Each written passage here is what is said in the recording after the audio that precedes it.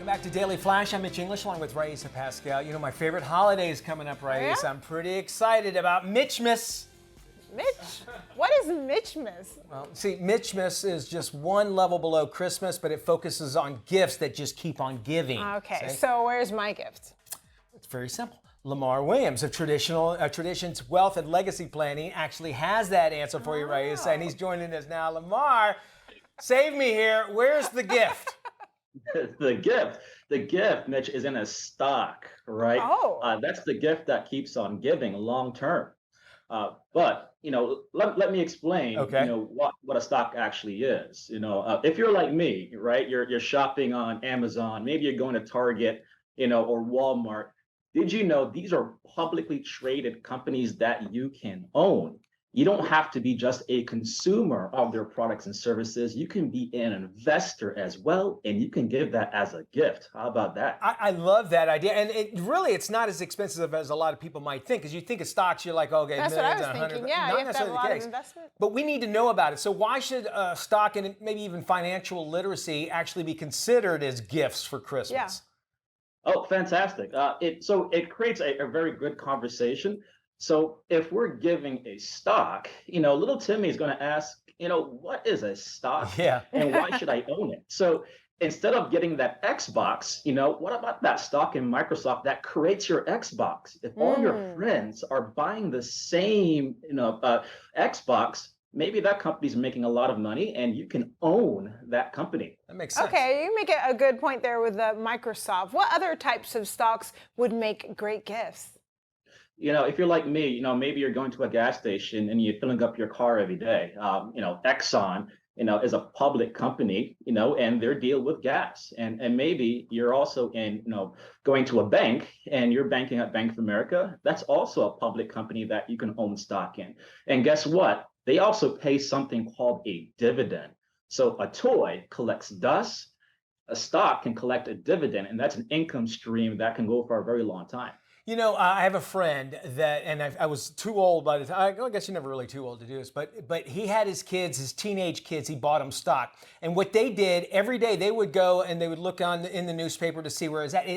They wanted to find out, is it up, is it down? They have something to do. And it took them away from video games and that sort of thing. Interesting. But how much should we actually be thinking as parents or adults or just for a gift of investing to open those kind of accounts, say for my kids or anybody? Any amount is good. My favorite account is called a uniform gift for minors or a uniform transfer for minors. It's a UGMA or a UTMA. These are custodian accounts. And what you can do as a parent is you can open up your own investment account, buy a stock you want to give, and maybe it's just one share, for example, maybe Disney. Okay. And you can give that stock to the UGMA account or UTMA account, and that child becomes the owner of that stock, and then they take over the account when they become 18 or 21. Okay. Now, keep in mind, once they're that legal age, that stock becomes theirs. So if you bought a really good stock and it's worth $1 million when you're of legal age, well, you better love that child. So how do I introduce this form of gifting to my family to get them started and help grow my kids' account? Well, talk to the family about, the conversation about, financial literacy and investing. So instead of giving that, very expensive toy that, maybe they put in the closet and collects dust, how about giving a stock and having a conversation about it? And there are great companies that we all utilize every day. So think about Facebook. If you buy those goggles that you put over your head, maybe that's a good stock to create a conversation. And also think about certain stocks that the child might be working on or investing in on their own. Is there, maybe you could tell us the difference? Which would be better? I know there's apps that you can get on your smartphone to be able to do stuff like this. Or maybe actually talking to a financial consultant, maybe even like yourself, the pros and cons of each. Yes. So my advice is always talk to a professional before you start gifting stock. So you're talking to your financial advisor and a tax advisor. Because if you're giving a significant sum, one, you want to make sure you're not, messing up your own portfolio, and you don't want to, make things out of balance on your side. Of course. And you also don't want to go over what's called the gift tax limit, right? And so you want to keep it in the right amount where it doesn't impact you financially, but also provides education to the child.